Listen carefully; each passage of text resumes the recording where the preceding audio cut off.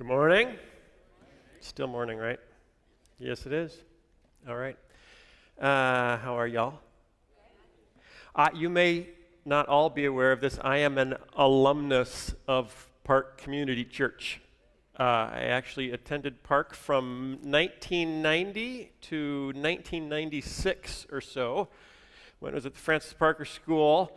And Mike Naraki and I both attended Park about the time that we launched Veggietales. I needed somebody to help with the music on Veggietales, and I was sitting at Park watching a guy named Kurt Heinecke every week program the music. He was the music director, and I said, would you help me with my vegetable Bible video? And he'd never done anything like that, but he tried, and it worked, and he has produced all the music for Veggietales for 20 years now.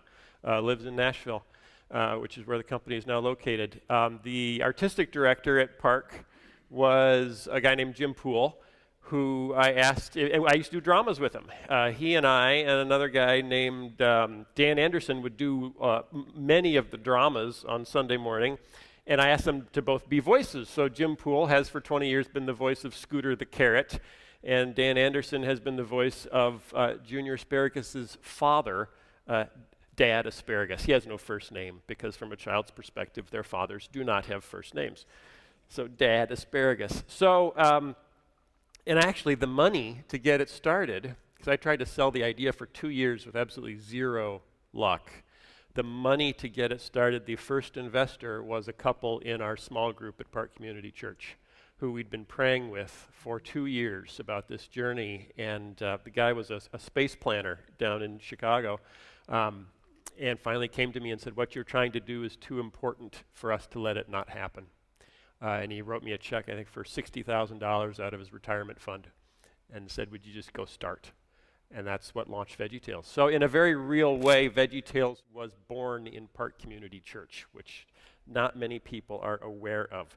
I've been doing a fair amount of speaking. I don't usually speak on this topic because I'm not a banker trying to witness to his coworkers. I'm in Christian ministry. Most of the people I interact with are Christians. I bump into non-Christians by accident more than on purpose. But I think I have some things that can probably help. I do speak a lot to children's ministry workers, youth pastors, Christian college campuses. I do chapels. And so I speak to a lot of kids that are very excited to go out in the world and do big things for God. And so I see all this like pent-up enthusiasms. I want to go do something big for God. I want to change the world for God. I want to, like Noah, he actually got to save the world. I want to go save the world. And they may be filmmakers. I mean, more and more they're not looking to be pastors and missionaries. They're looking to be filmmakers. They're looking to be journalists. They're looking to be writers, which is a really cool thing because that sacred secular blood-brain barrier is sort of breaking down, and kids are conceiving of ministry more broadly than they did when I was a kid. I get a little worried about their intensity to go do something huge immediately, though, and so especially when they bring up someone like Noah, like he got to save the world. I want to save the world. Where's my ark? And so what I usually do at that point is say, okay, how old was Noah when God tapped him on the shoulder and gave him something big and specific to do? Do you know how old Noah was? 500. He was 500 years old. Okay, so then I say, okay, let's focus first on what did Noah do with the first 500 years of his life? Did he just ignore God? Did he just try to make as much money as he could? Or was he just randomly building things out of gopher wood with no purpose? Or, typically they say, well, we don't know. The Bible doesn't say we don't know what he did. No, actually the Bible does say what Noah did with the first 500 years of his life. It says, Noah was a righteous man. He walked with God. So for 500 years, Noah walked with God. Didn't have a big plan, didn't have blueprints for something he was supposed to build. He walked with God. He lived his life with God. So what does that look like? How do you know when you're doing it? I want to tell you my story, and I have to do it relatively quickly because somebody before me ran over, and I'm sure it befalls to me now to put the entire day back on schedule so that you guys don't, storm out halfway through the last session. I was born in a little town called Muscatine, Iowa, on the Mississippi River, about 25,000 people, kind of a almost cute but not quite semi-industrial community, in a very, very, very, very Christian family. My mother was the choir director at our local church. My dad was a Sunday school superintendent. We were there every Sunday morning, Sunday night, Wednesday night prayer meetings, Awana clubs, potlucks, church picnics. We were there, always. My great-grandfather was actually one of the first radio preachers in America. He went on the air in 1923 in Omaha, Nebraska on station WOW and preached every Sunday morning on the radio live until he died in 1963, at which point his radio show was the oldest, longest-running radio show in America. He also founded a Bible and missionary conference in northwest Iowa. And so I grew up in this kind of heritage of let's meet the people that do big things for God, because they were on my grandpa's radio show, they were in the Bible conference, they were missionaries, they came to our church, they stayed in our home. One of my relatives was the first white person into a whole section of the Dutch West Indies. Yeah, so the stories that I heard around the dinner table growing up overwhelmed me with what it takes to do something meaningful for God. So I grew up thinking, okay, what am I going to do? What's my, like those kids, what's my arc?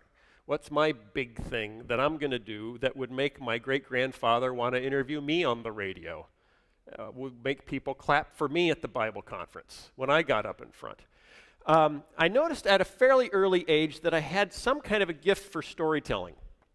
So I made my first animated film when I was 8, and by the time I was 14, I decided that I was going to make films. That would be what I would do for Christ. And there are certain evangelical phrases. When you grow up at church and you grow up in Bible conferences, there are certain evangelical phrases that stick with you. Phrases like, only one life will soon be passed, only what's done for Christ will last. Okay, that one really hit me, because if the only things that mattered were the things you did for Christ, well, then that's what I wanted to do. But there was another evangelical phrase that kind of hit me.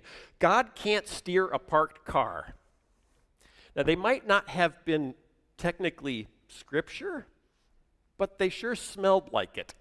So if God really couldn't steer a parked car, and if the only things I did were the things that I did for Christ, well, then I didn't want to be a parked car. I had to start doing stuff. I had to start pedaling. I had to get busy. I always, whenever I heard that phrase, I always pictured not actually a full-size car, but one of those little pedal cars, those little tiny, where you go, like Fred Flintstone with your feet out the bottom. It was like, I gotta go. I gotta pedal, and then God can steer. So I decided I would go to Bible college to figure out my theology and then go to film school on the West Coast. Well, I never made it to film school, and after 3 semesters of Bible college, my new friend Mike Naraki and I were both invited not to return. We had failed chapel. It was mandatory, and we weren't. So I came back to Chicago in the western suburbs where I grew up, and got a job in video production. And after 2 or 3 years, I'd learned not only the world of video production, doing training videos for Montgomery Ward and Amoco and other Chicago-based clients, but also the brand new world of computer animation, this was about 7 years pre-Toy Story, so very early on. And I thought, okay, this is how I'm going to tell my stories. This is how I'm going to make my impact. This is how I'm going to build my arc with a computer. And so I started with, let's see, this was 1991, 92, about the time I started going to Park. Got a couple of friends together, hired one guy from the Art Institute of Chicago and another kid from Champaign-Urbana that had basic computer knowledge, and we made the first Veggietales video. It was a very strange video about talking vegetables that loved God. We didn't sell very many, but the people that bought them really, really liked it. And they told their friends who really, really liked it, and they told their friends who really, really liked it. And before long, we'd sold 1 million videos. And then 2 million, and then 5 million, and then 10 million. And suddenly we were getting letters, like 400 a day from fans as far away as Australia telling us what an impact my work was having on the lives of their kids. And I thought, well, if I can have this much impact just by making a couple videos, think of the impact I could have if I built the next Disney. That would, of course, make me the next Walt. There was a part of me that really liked the sound of that. So I met with artists from DreamWorks and Disney and Warner Brothers, and some of them said, because there are a lot of Christians in those businesses, some of them said, you know, he could be the next Walt, even better, a Christian Walt. And they wanted to sign up for the ride. So I hired all of them and launched all these projects. We started doing toys, books, records, theme park rides, a live touring show, computer software. We launched then we started producing our own feature film. All this stuff, put it into motion. By the year 2000, we'd grown from 3 people on staff to 210. We were the largest animation studio in between the coasts. We'd just been named one of 10 studios to watch in worldwide animation by Animation Magazine, and I had just been named on a PBS special one of 10 people to watch in worldwide religion. In fact, the only 2 evangelical Christians on the list were me and T.D. Jakes. And if you know T.D. Jakes, picture the 2 of us in a buddy film. I think that's what we need to make next. He's like this big and this big Pentecostal African-American, just crazy guy. Anyway, he's fun. Never met him, but I hope to. That was the year 2000. Then, quite unexpectedly, everything started to go wrong.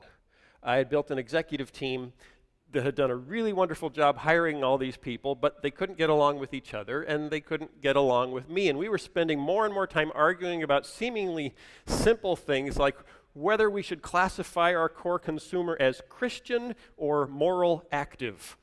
And, you know, how can you say they're Christian when you've never done a segmentation study? And we need to do this, and, you know, we haven't done the research, and the whole company started to grind to a halt over these disagreements. And then, without warning, our sales stopped growing, and our sales had more than doubled every year for 7 years, and suddenly just boop, hit a peak and stopped. And this was very bad because most of the people that I'd hired I could only afford to pay if our sales had continued to grow. So in the year 2000, I realized that everything I had built was in very real danger of falling apart around me, and that I would have to do something I had promised myself I would never do. I had to start letting people go.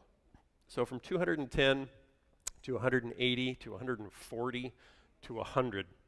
Every layoff just broke my heart. Because all these people that had come in so excited, they'd pulled their kids out of school, they'd moved from LA, they'd moved from Orlando, from the Disney studios down there in Orlando. They'd found new churches, they'd found new schools, they'd built new lives, they'd found community among these Christians in the arts that were forming this utopian, this utopian-like Christian Disney, what they always wanted. It was falling apart, and they were having to pack up their kids and move back out of town. In the middle of that, our first movie, Jonah, 2002, came out.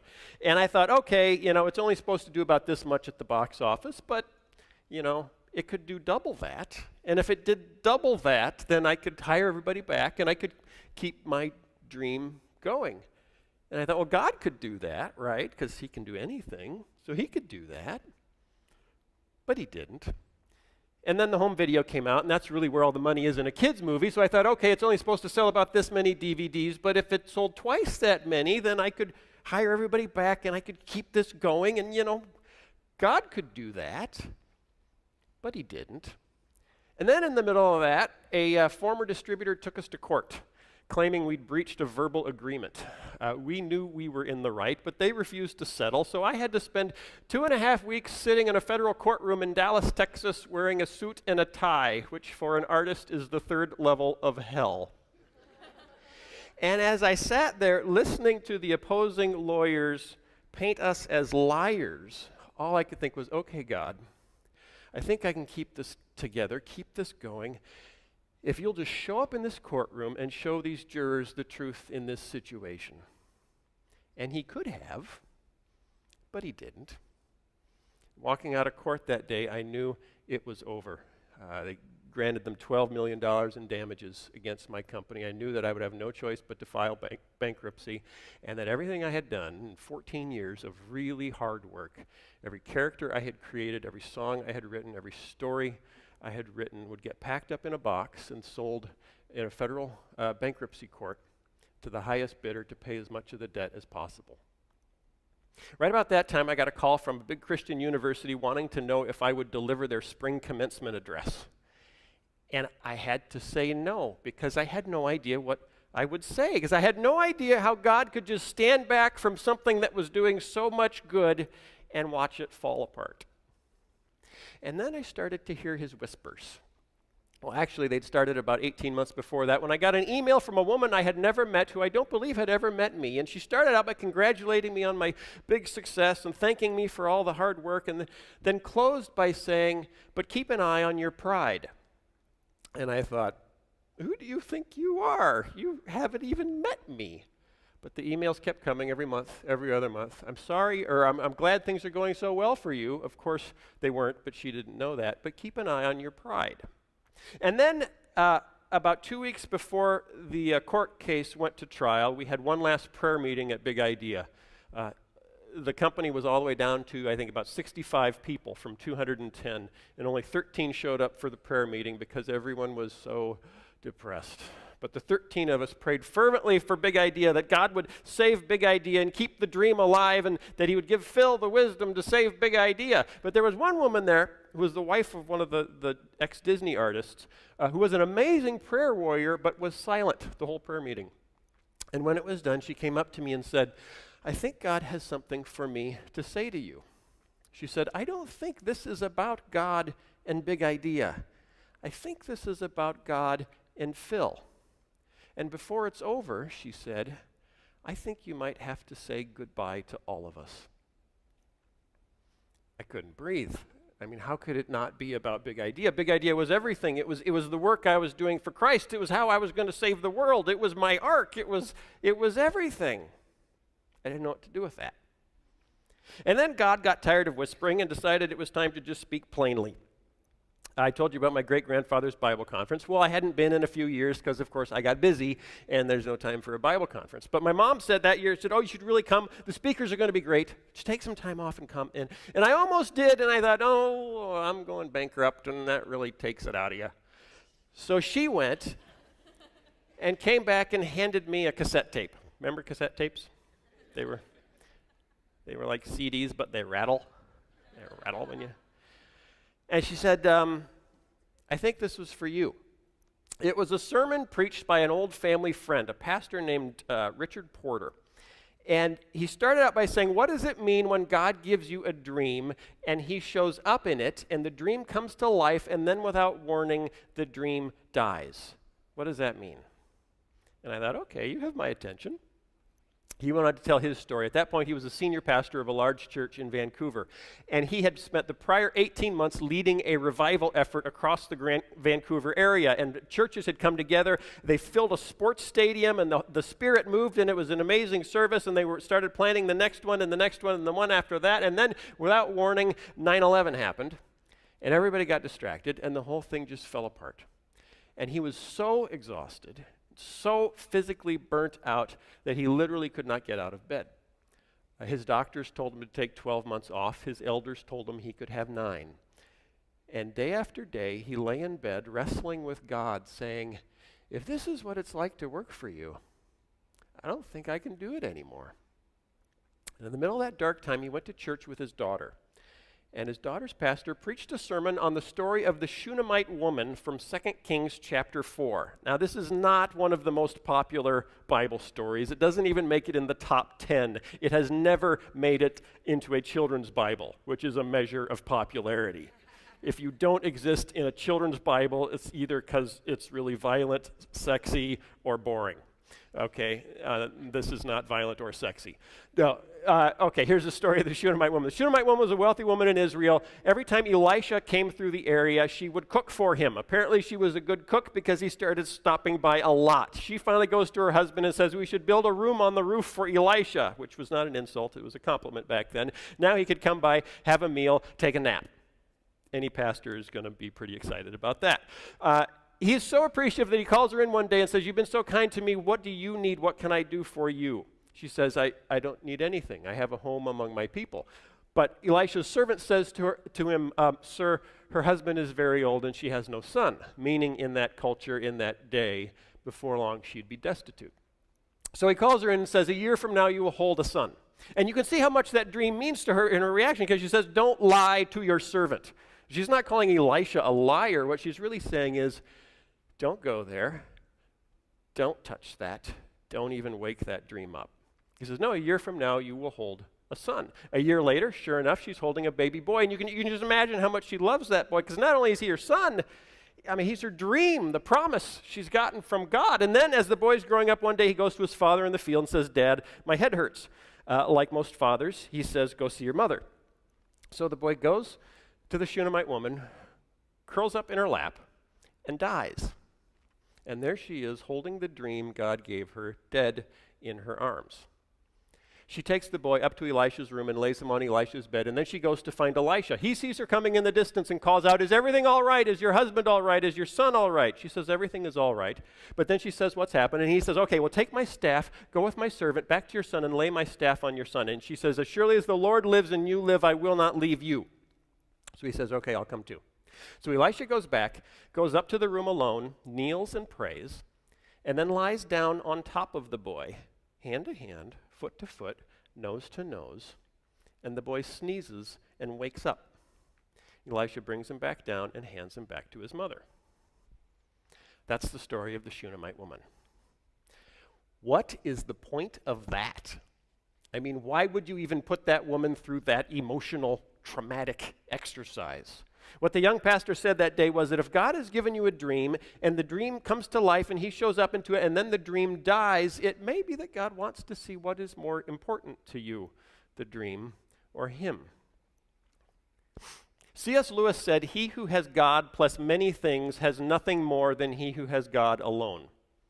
Now, and I can understand that if I think about it like this: he who has God plus a big shiny car or brand new house has nothing more than he who has God alone. Okay, sure. But if God is infinite and infinitely capable of meeting our needs just in himself, we cannot add to him. Nothing plus God is more than God alone. So you have to put everything in that spot. He who has God plus a warm, healthy marriage has nothing more than he who has God alone. Or the one that really knocked me down: he who has God plus an amazing ministry reaching millions of lives around the world has nothing more than he who has God alone. My friend Rick said that day as he closed his message, if God has given you a dream and God shows up in it and the dream comes to life and then without warning the dream dies, it may be that he wants to see what is more important to you. And once he's seen that, you may get your dream back, or you may not. And you may live the rest of your life without it. But that'll be okay, because you'll have God. This truth washed over me like I was standing under a waterfall. And then suddenly I thought about Abraham and Isaac. Okay, you know Abraham, that makes it into the kids' Bibles. Abraham had a dream. God gave him a promise: "From you I will bring a great nation, and your descendants will be as numerous as the stars in the sky and the sand on the sea," and all that. And you can see, Abraham obviously would be kind of excited, but he would also say somewhere down deep inside, "But I don't even have a son." So God says, "Okay, we'll start there." 15 years later, along comes Isaac. And you can imagine how much Abraham loves Isaac, because not only is he his son, he's the promise. He's how, God is going to use him. And then one day God shows up and says, "What do you love more, me or your dream?" And God says, or Abraham says, "Well, that's easy. You. Okay. Put him on the altar. Kill him." But he's the promise. I mean, he's my dream. He's how you're going to use me to change the world. He's everything. Put him on the altar. Kill him. And what God learned about Abraham that day is that Abraham would let go of everything before he would let go of God. And God said, "Okay, now I can use you." Suddenly I found myself facing a God I had never heard about in Sunday school. A God that apparently wanted me to let go of my dreams. Why would God want us to let go of our dreams, because anything I am unwilling to let go of is an idol, and I'm in sin.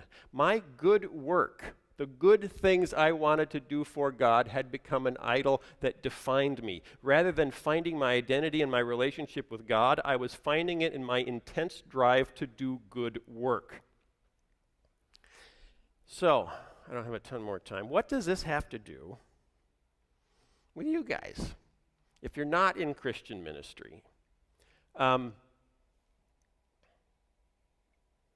Parker Palmer said, "Vocation is the intersection of my great gifting and the world's great need."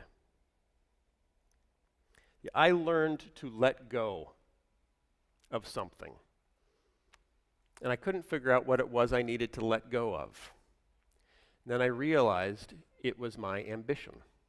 It was my will, my dreams. It was how I wanted things to end up, even good things, that I had to let go of them before God could use me, before I could find even my happiness. It's funny, I was lying in bed, sitting next to my wife one night, reading the fruit of the Spirit, and you're probably all familiar with the fruit of the Spirit. The fruit of the Spirit is peace, joy, love, et cetera, et cetera, et cetera, et cetera. And for some reason, I always looked at that as like homework. Oh great, I have to be peaceful, I have to be joyful, I have to be loving, I have to be, that's just one more thing that I have to do if I'm going to be a Christian. And I realized I was reading it completely upside down. The fruit of the Spirit is not homework, it's not an assignment, it's what comes out of you if you are walking with God. For an apple tree, it is not work to produce apples. No apple tree ever accidentally produces bananas and says, "Oh, I'm such an idiot. Why do I always mess up?" No, an apple tree produces apples because it is an apple tree. It can't help it. And a Christian produces the fruit of the Spirit because you have the Holy Spirit in you. You can't help it. I realized looking back, I was like, okay, God, how could you let my amazing work fall apart? How didn't you see all the good I was doing? And I felt like God said back to me, didn't you see how miserable you were? I was rolling a rock up a hill that he never asked me to roll. It was affecting my health. It was affecting my marriage. It was affecting my employees. It was organizational chaos. He didn't call me to be Walt Disney.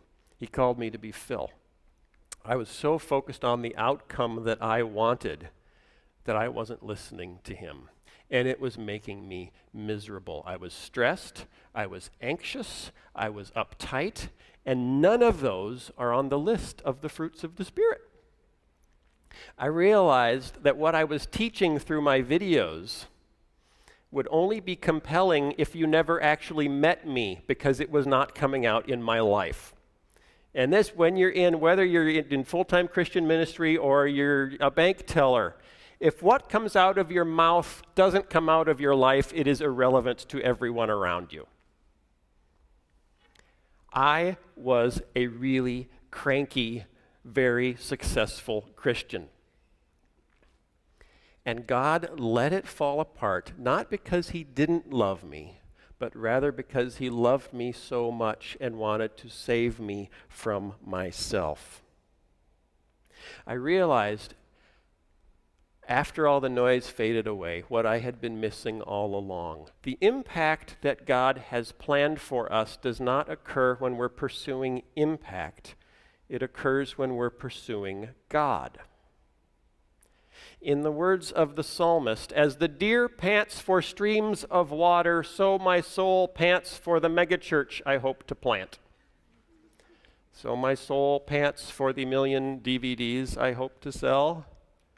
No, so my soul pants for you, O God. The most important thing is not the impact you can have for God. The most important thing is to make God the most important thing. What comes out of your life is the overflow of your relationship with God. It's not homework. Okay, if your tub overflows, it's not because your tub is working really hard. It's because there's too much stuff in it.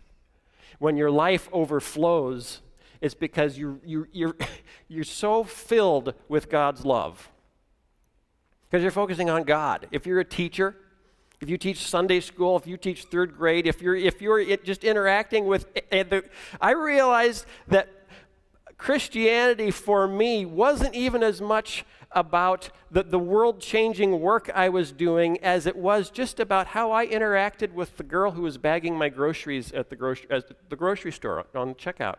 And if I couldn't make eye contact with her because I was so preoccupied with my plan to catch up with Nickelodeon to save the world's children, if I couldn't even make eye contact with the girl bagging my groceries, as a follower of Christ, I was a failure, even if I was on the cover of Christianity Today magazine that same month, which I think may have been true. So I started over. I'm still involved in Veggietales, kind of tangentially. I'm about half the character voices, so I still do that, and I found that was a wonderful way. I didn't want to let go of it at first, of course, because it was my baby, it was my child, it was my dream, it was my everything, it was my identity.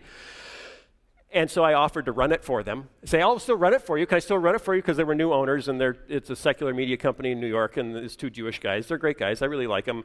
One's a homeschooling Orthodox Jew, and the other's flamboyantly gay. But they're both great guys, and I like them a lot, especially the one's sweaters, because they're really nice sweaters. But they're really good guys, and I like them a lot. So I said, okay, I'll run it for you. You need me, because I'm the guy. And they said, we spent too much money on this to let you run it. And I thought, oh, ouch. That kind of smarts. So I went back home to Chicago and said, okay, I got to know. Okay, I'll just be the chief creative guy, because that's really what you need, right? You need And they said, well, actually, we just gave that job to someone else. And I thought,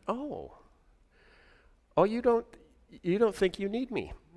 Well, then I will not lift a finger to help you, and we'll see how that goes. And when it all falls apart, don't come crying to me. And then I thought, no, I'm following God. I should probably pray about this.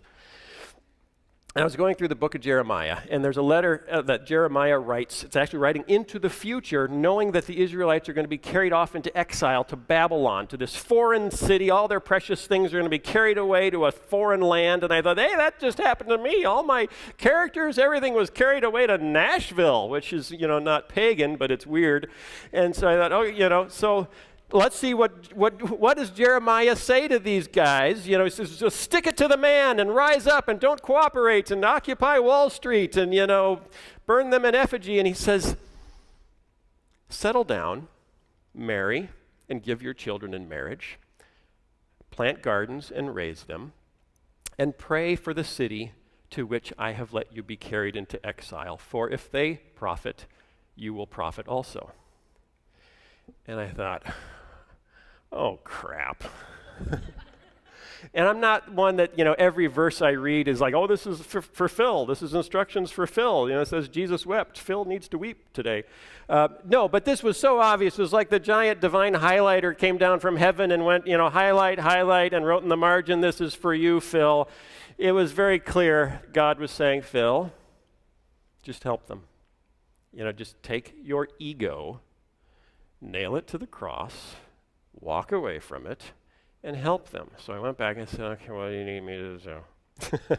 And they wanted voices, and they wanted me to give notes, and that was it. And I said, okay, but when you sell, if you make $1 off the videos I made, could I have 2 pennies? And they said, okay. Okay, the 2 pennies that I've gotten off each video that has sold has funded everything I've done in the last 10 years.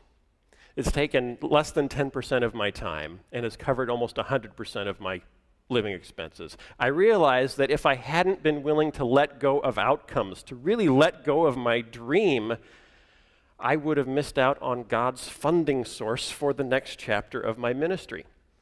I have a new company. It's called Jellyfish Labs. The reason it's called Jellyfish is that jellyfish can't locomote. They can't choose their own course. I realized where Big Idea kind of went off the rails is when I started saying things like, here's what I'm going to do for you in 20 years, God. I'm going to, and all I just need you to bless it because I got a 20-year plan. I was acting like I was some big studly barracuda, get out of my way, just watch me go. I am not a studly barracuda. If, as a Christian, first of all, if I've given Christ lordship of my life, where I am in 20 years is none of my business. Where I am in 5 years is none of my business. My business is, God, what have you asked me to do today? And am I doing it? And that has every bit as much to do with how I treat the girl who's bagging my groceries as it does my big world-changing ministry. So the thing about jellyfish is they can't locomote. They can't go from point A to B. All a jellyfish can do is stay in the current and trust that the current will carry them where they need to be. And I realize I'm not a big stealthy barracuda. I'm a brainless, spineless bag of goo. I get my form when I am held in the current of God's will, and when I trust that He will carry me where He wants me to be. So my new company, we do no long-range planning.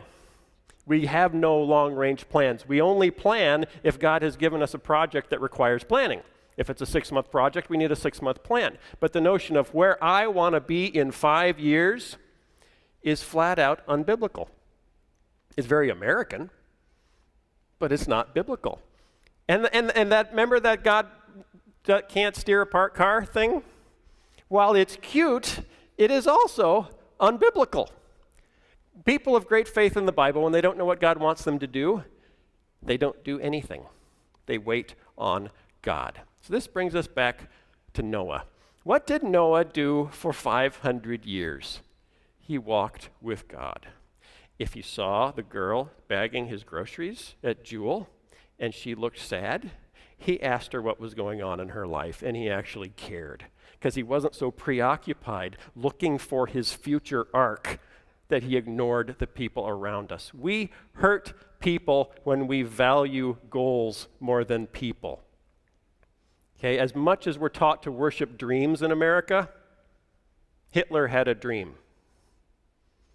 Tanya Harding had a dream. She wanted to be the gold medal winner in figure skating, and she wanted that dream, and the culture told her to hold on tight to your dreams and never let go of your dreams, and a dream is a wish a heart makes, and if you wish upon a star, your dreams will come true, and nothing's more important than your dreams. And it was so important that she paid a thug to whack Nancy Kerrigan in the knees with a wrench so she could be the gold medal winner, because that was her dream, and we hurt each other when we make dreams more important than people. So, my time is done. I'm all out of time.